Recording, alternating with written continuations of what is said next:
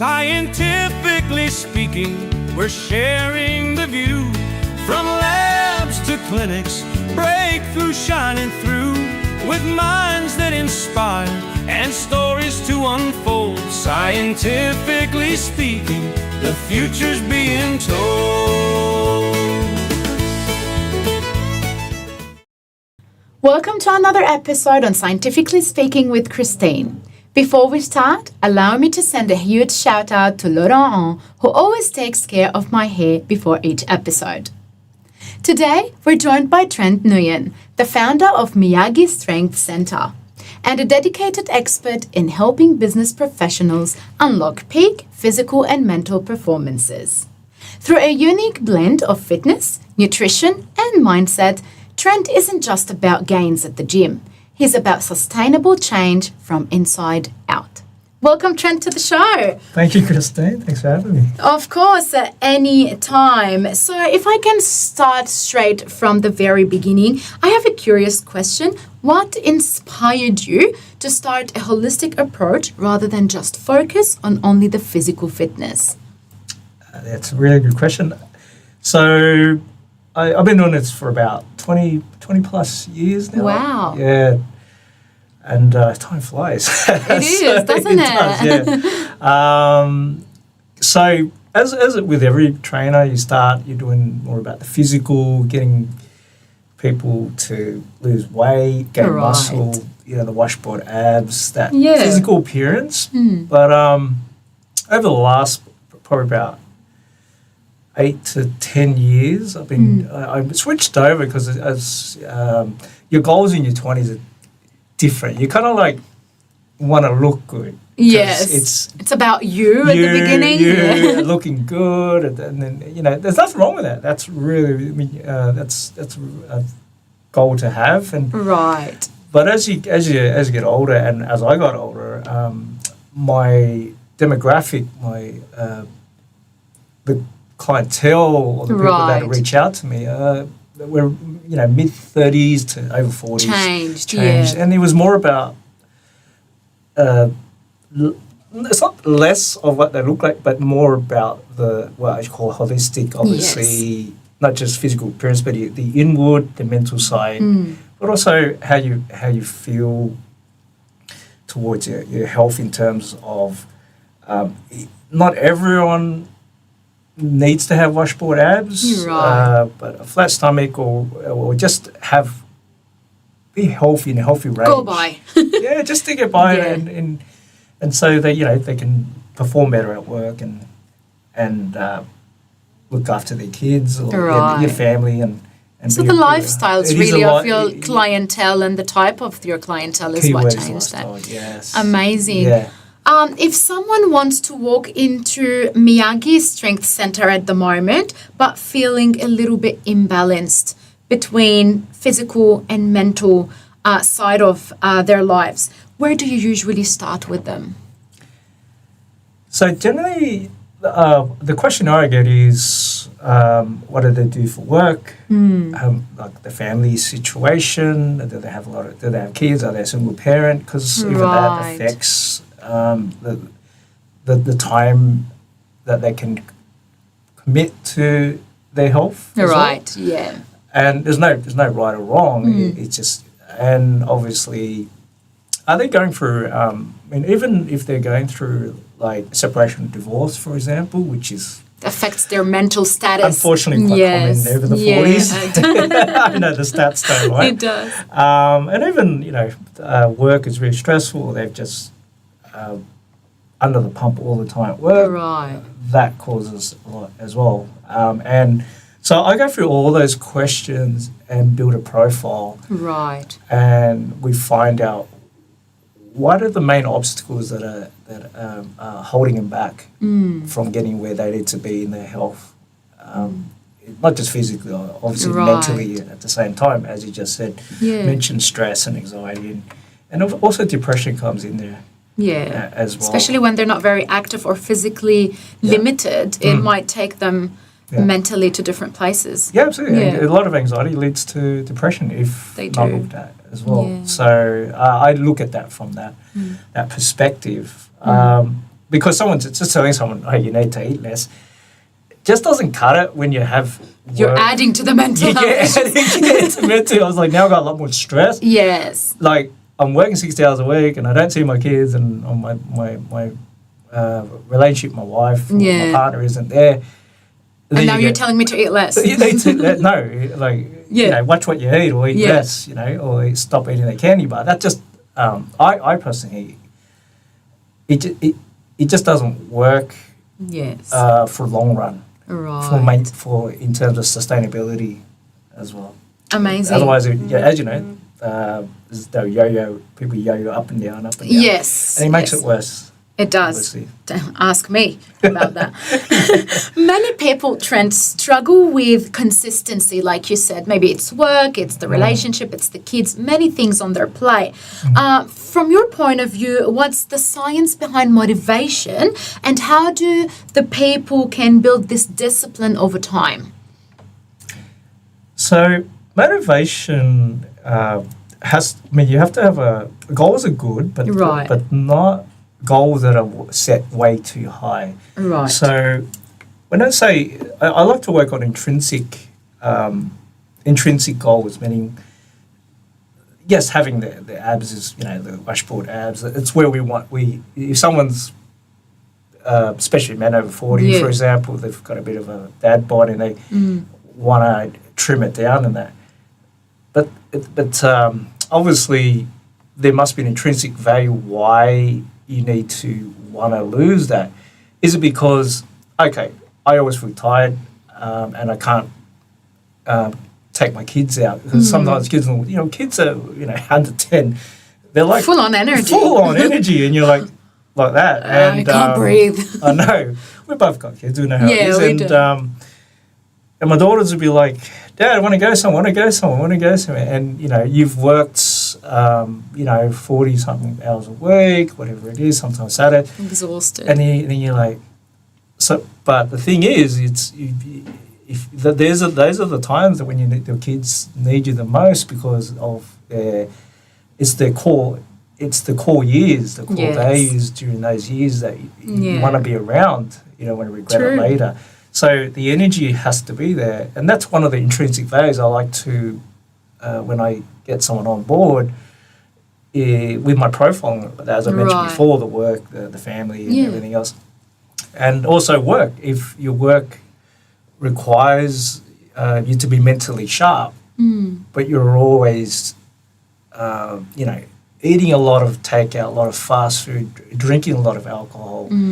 That's not going to help you mentally stay sharp, obviously. And there's, I don't even have to. People can just chat GPT that. Yeah. And there's lots of science behind that as well. The old saying, you feel good, you're going to perform a lot better as well. So those are the intrinsic values. I could go a bit deeper into the psychological, but those are the few of the intrinsic values I like to get people to identify, so that it motivates them. Because otherwise thinking, I just want washboard abs and stuff, it's very superficial versus a deeper reason. Like, I got to get up because my kids need me. I got to get up because my 100%. job needs me. Long-term values, put them in front of your eyes and follow those. Correct. Yeah. Absolutely. Amazing. You integrate mental health with physical training a lot. Can you explain how things like breath work or mindset coaching directly influence the physical activity?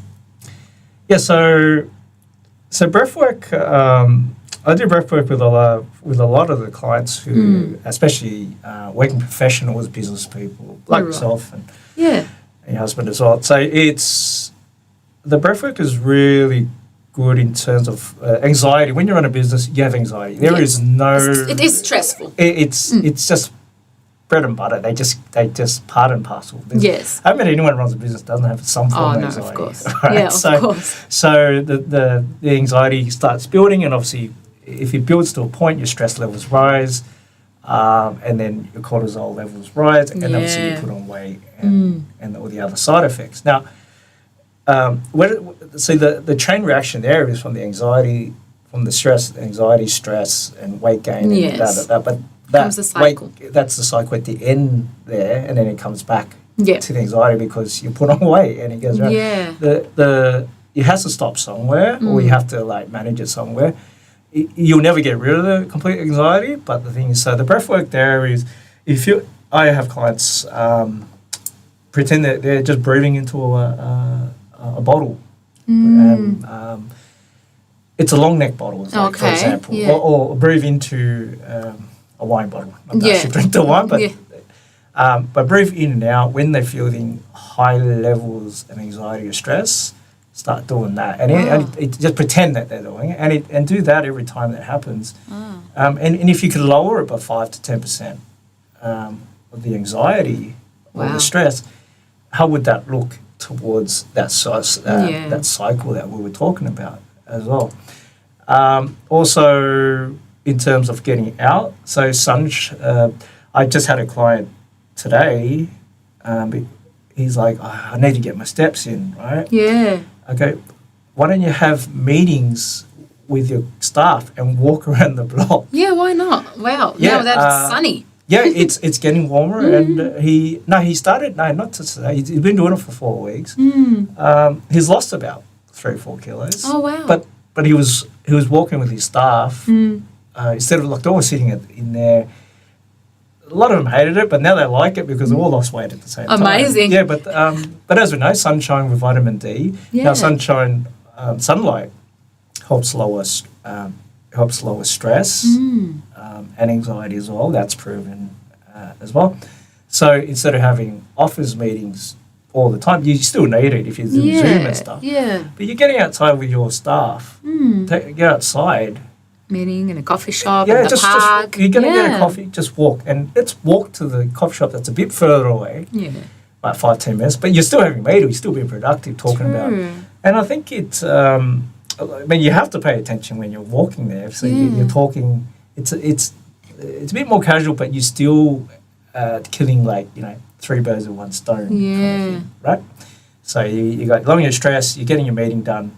And you're getting out and about instead of sitting in the office sitting in aircon all day isn't ideal. Yeah. It dries your eyes and everything else. Yeah. Oh wow. Yeah. That is very, very interesting. Yeah. And you did tackle the point about stress hormone, which it's coming through my next question. It is growing a great interest in our community at the moment about stress and stress hormones and the cortisol and the effect about the belly fat and even in recovery. Please correct me if I'm wrong. So how do you help your clients really regulate all these stress physiologically in putting activity, let me say, not just during work, but if they are physically, I don't want to say disabled, but limited, and they want to improve that.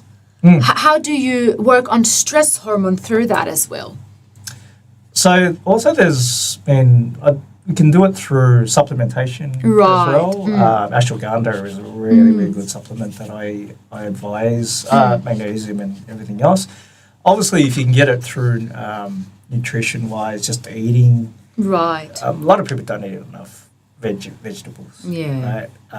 Or fruit. Too healthy. Yeah, I know. And but that's an example. There's certain range of supplementation. I have an actual protocol for people who are actually going through depression. There's a 12-week protocol, training, supplementation, nutrition protocol that takes them from. Obviously that has to be in conjunction with their psychologist or psychiatrist as well. That's still take medication. But but obviously we all know the research that they help with training and diet and nutrition help with people with physical activity, nutrition. And supplements all together. Supplements, and mindset as well. The mindset I was talking about earlier with the breathing. And so that when they're not at work, for example, instead of when people say, this is the mindset. There's the escalators that go up, and then there's the stairs. Right. I always tell my clients, take the stairs. Take the stairs. It might not be a lot of stairs. It might just be 100 steps, but that's 100 steps more than what you did before. But you're going up the steps anyway, the steps anyway, to go down the shops or with the kids or whatever it is. And also, if you're doing with the kids, you'll also become a better role model for them at the same time. They learn it since they're young. That let's do the stairs instead of the escalators. If the parents are doing it. Yeah, we don't expect the kids not to do it. Yeah. And that is also the holistic message that I want to get across is the intrinsic values or goals that you do will also work with your children or your partner. Right. Because if they see you do it, and you stick into the role model and with it as a byproduct as well. But yes, going back to the question there, that's pretty much what generally outside of work. But even in work, there are ways you can still do things. Right. Yeah. Amazing. There's a lot of things you discover. You know they're there, but you don't know where to put them in the right place, right? I would never imagine food would help in stress. But anyway, speaking about the food again, there's a lot of social media advice, Instagram, TikTok, all talking about all these, health advice. But you encourage personalized nutrition through the programs that you do. So what do you wish people really understood about fueling their body properly? Not what always TikTok and Instagram give us. TikTok, Instagram. So basically, you want to keep your nutrition as simple as possible. Right. So what you want to do is, if someone came to me, I would just go, send me what you eat for a week. I know it's hard. People don't want to face it. It's not hard. It's the hard truth. Yeah, it's the hard because truth. People don't really know how much they eat during the day until they really put it on a pen and paper. Yes, it's like looking in the mirror and going, yes. Oh, geez, okay. Yep. So, to rephrase the hard truth, yes. Yeah. But then what it does when I do that, from a holistic point of view, the mental side, is when you jot things down, you look at it and go, oh, holy beep, this is what I ate. I didn't. How did that block of chocolate get in there? Yeah, wow. Had that 5 bags of chips get in there, like 1 bag of chip every night, and you write it down, and then all of a sudden, before they even get to, so on a Monday they'll start by about Sunday. I'll look at it and I'll review and I'll send notes back or voice notes, or I'll give the clients a call. I go, okay. Unfortunately, I'll use yourself, Christine. Yeah, it's okay. This is what you've eaten through the week. Yeah. And okay, so from your point of view, where do you think that we can adjust and take things out or replace? I like to replace. I don't like to take things out. So if people are eating ice cream every night, I don't take out the ice cream. I replace it with another ice cream. So there's high protein, low calorie ice creams. That's which Moo-Cow is only like 70 calories or something. Oh, wow. And you get a nice little tub. Yeah. You're still eating ice cream, but you're eating about 220 calories less than what a full tub. Full fat ice cream. Ice cream. It does taste not as different. I was going to say, they have a protein aftertaste sometimes. Yeah, but after a while you get used to it. So I don't take it away. And then even we're just going to take your ice cream away and replace with something else. Let's do that for next week. Next week they'll lose 2 kilos just from eating that new ice cream. Right? That's mean this diet's amazing. I still eating one. And they just watched themselves. So you didn't do much. Just swapped it out. Yeah. And it was like, I'm paying Trent just to swap ice cream. Amazing. But then obviously I did the checking. And so that's you got to make the diet as easy as possible. And practical, please, because those ingredients out there. Yeah, sometimes, absolutely. Yeah. Obviously, try to eat stuff that is not processed. Yeah. Try to stay away from as much as possible. If on the weekend you have to go out and eat with the kids, they want to go to Macca's or something like that. But then you have that one luxury one meal because you've been good all week. Yeah. Okay. Obviously don't go overboard. Yeah. But at the same time, the holistic side, as I mentioned before, is you want to diet, but not at the cost of taking away from your family. Right. They're all eating, you just sitting there, chicken breast and broccoli. I don't never advocate Yeah. chicken breast and broccoli. Is you sit there and eat, and then everyone's enjoying it, and they're like looking at dad over there going, Yeah. really, he's watching. Not enjoying. Not enjoying. And I've had so many of my clients lose 20, 30 plus kilos just by doing that simple thing. And they've been doing it for like 3, 4, 5 years now. Wow. And before they were on these hard diets. Right. Nothing wrong with keto or, the meat-only diet or anything like that. Nothing's wrong with them. It's just the outrageous ingredients that you need to go search the world for them sometimes. Yeah. And it's so stressful. It's like, I I can't have those carbs in there No, and stuff yeah. like that. It's like, no, you just need to be a bit moderate in what you eat at the same time. So that is my point of view on the nutrition side, mate. We can obviously go deeper, but and sometimes there's underlying conditions, but in general, health conditions, yeah. which I can get into as well. But we wrap it up today. Otherwise we go on and on and on. Amazing. That's your idea about nutrition, but what's your intake about sleep, dehydration, and active rest? There is something called really actively resting to contribute really in your long-term health and performance. Yes, so with so question again. So what's your take on how sleep, hydration, and active rest contribute to the long-term health and performance? So sleep, obviously, we know if you're getting less than, they say 8 hours is good, but running a business, not everyone has 8 hours. I've worked with so many. On a lucky day, you have. Yeah, lucky day. Work, then you got the kids. You get up at a certain time, running around on. So you might get 6 hours. When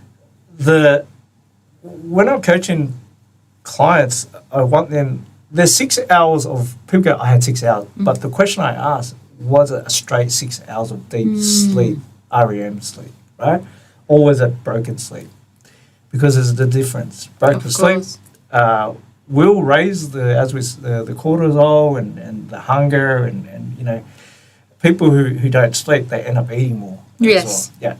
So what I generally do is obviously prescribe. Not everyone does a nighttime routine, but it's like, for example, an hour before bed, no touching the screen. Oh, that's hard. Yeah, I know. I know. But the thing is, but what if we started 10 minutes before bed? Yeah. Then 15 minutes. Okay. And then slowly, I don't just get 1 hour straight. No, Consistency. Yeah. And obviously, the whole blue light, the white light thing, that works. But not everyone can. But there's a setting on your phone, you can set it so that it just emits a certain the light, so that it allows you to get into a much deeper sleep as well. Obviously, there's also natural supplements you can take, like ashwagandha and that'll help to get you to sleep. Now, if some people go, I can get 6 hours, but that's the most I can get. Yeah. But I go, if you try the protocols the sleep protocols that I just mentioned with the supplementation and that, and even 10 deep breaths or 30 deep breaths in through the nose, out through the mouth while you're in bed, that'll set you up for a better night's sleep. Like shutting down kind of process. Because otherwise your anxiety is all day. It's just going to go like that, and then be like, I can't sleep. Even if you sleep, your mind's still ticking. Yes. But your body's going, Christine, we need to slow down. I know. But the mind's still ticking. So we need the breath work, we take this a minute. Yeah. How long does it take to do breath work, to pop some pills, and then just not touch the phone screen. 10 minutes, right? It's not a lot to us. And then to get into that routine, over time you'll find that your sleep gets a lot better as well. Right. Look, if you've got kids who are just newborn, but saying in general, matter. Really, in general, amazing. Six hours is good. It's good. It's not ideal, but obviously actually sleeping too much is actually bad for you. Yes, as well. Sluggish. Yeah. So that is from the sleep side, and Hydration. hydration is so. It's so hard to put on 2 liters of water a day. Do you have a better advice on how we can hydrate ourselves? So I have my clients who I had a client come in and he was always got headaches all the time. Yes. Right? It sits when you sit in the office, that actually dehydrates you because it pulls the moisture. Okay? Yes. Enclosed areas. In So you can buy those 1 litre bottles, and I have one with my clients. I have one in the car, one in the office, one in the bedroom. Wow. Okay. So everywhere you go, you've got the chance to sip. Yeah, and it sits there, and bright colours, right? Pink, Okay. whatever it you is. grabs your attention. Yeah, a picture of it or something, and basically when it's there, because it's in your face, and you're like, how many times have we sat in the office and go, oh, I'm so thirsty, and you just keep working. Yeah. But if it's there, You just drink. yeah. Sometimes I have a 2 litre bottle as well, and that goes for my clients. As soon as he started drinking, so it's generally about 0.3 of your body weight in terms of minimum. Yes. So if you're 100 kilos, you should be drinking about 3.3 litres. Oh, wow. Okay, minimum. Because what are we? We as humans, we're water. We're water, we are. We're 75 plus percent water.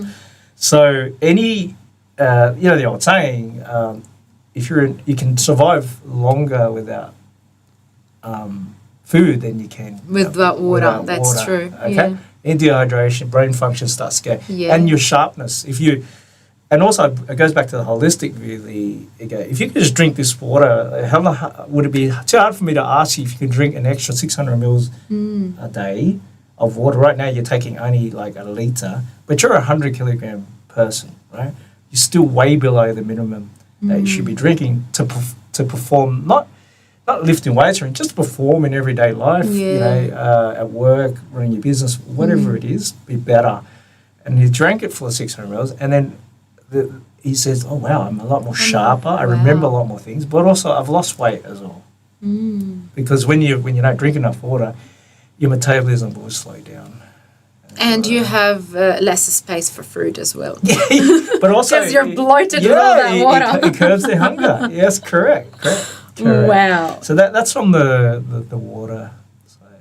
Yeah. I love it. A lot of very wise words being said there. For someone who doesn't really have time, just like you mentioned, a lot of your clients maybe have a lot of businesses and things to do by 30 minutes a day is maximum what they've got. What type of training do you really recommend them to do just to maximize the benefit of their active life without really burning them out? So 20-30 minutes, you can get away with, say, look, obviously going to the gym will be out of the question because you've got to get there changed, but I would say I have clients who just train at home or when they're at work. Yes.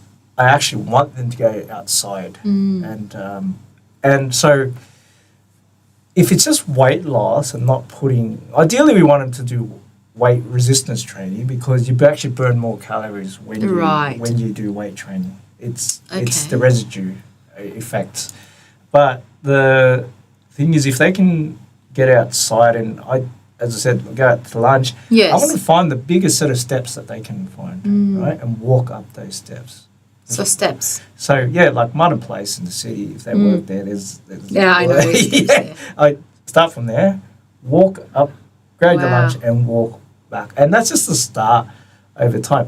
But and that can just be done in your lunch break, really, the half an hour, 45 minutes of your lunch break. And you should get out and get your vitamin D from the sun, get out there and just get away of the office. That's just the start. Over time, obviously, it compounds to something else. Right. And if you really help, those intrinsic values, if you really want to work on it, you'll make the time. People say they don't have the time.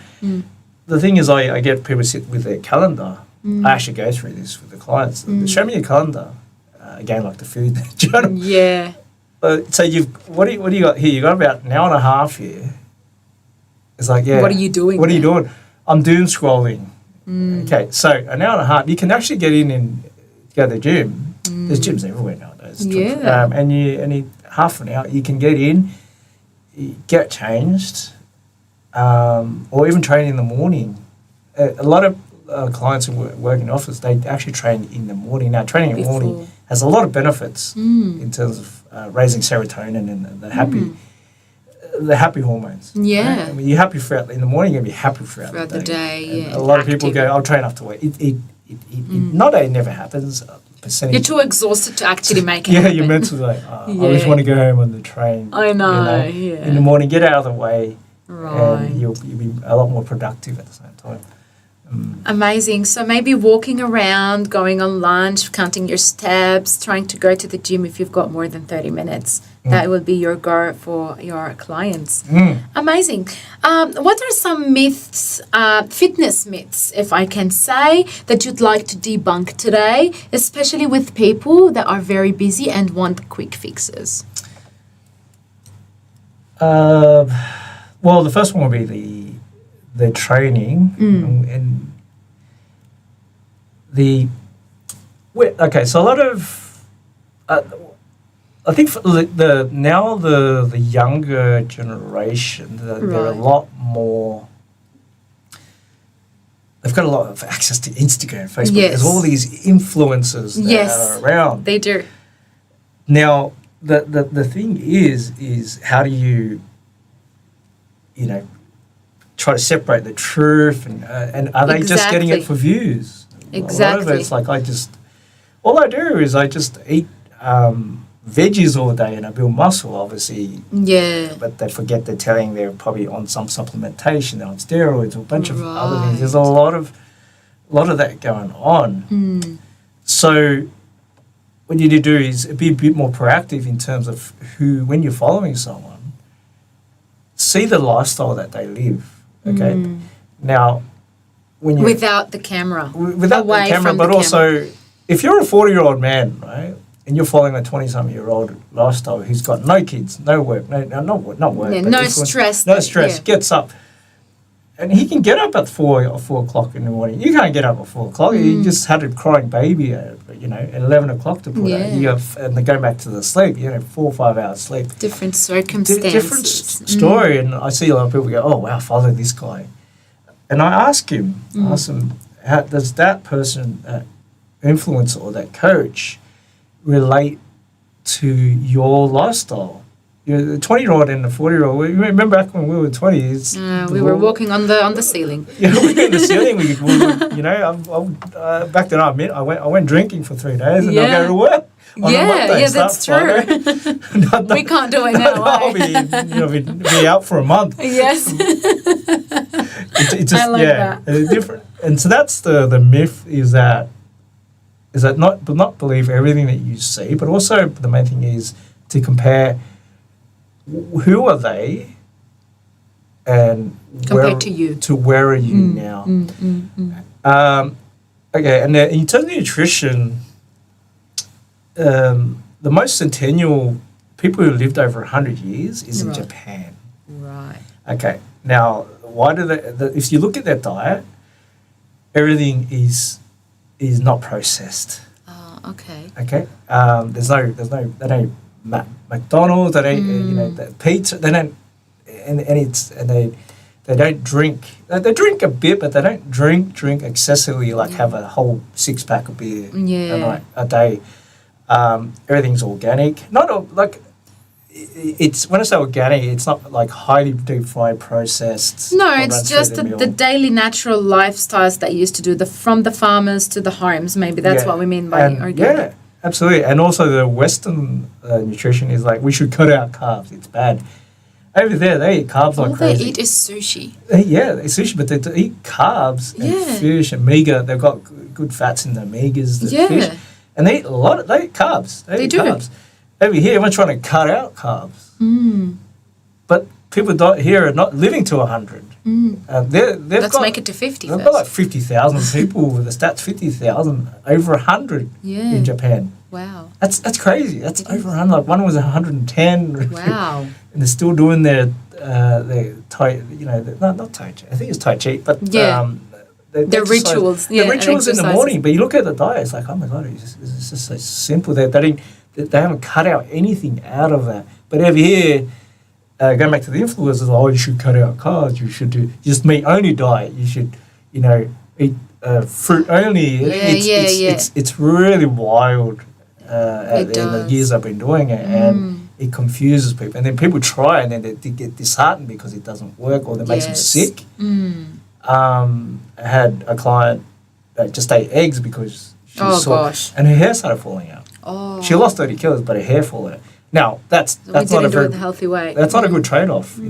Yeah, 30 kilos, but your hair started falling out. How's that?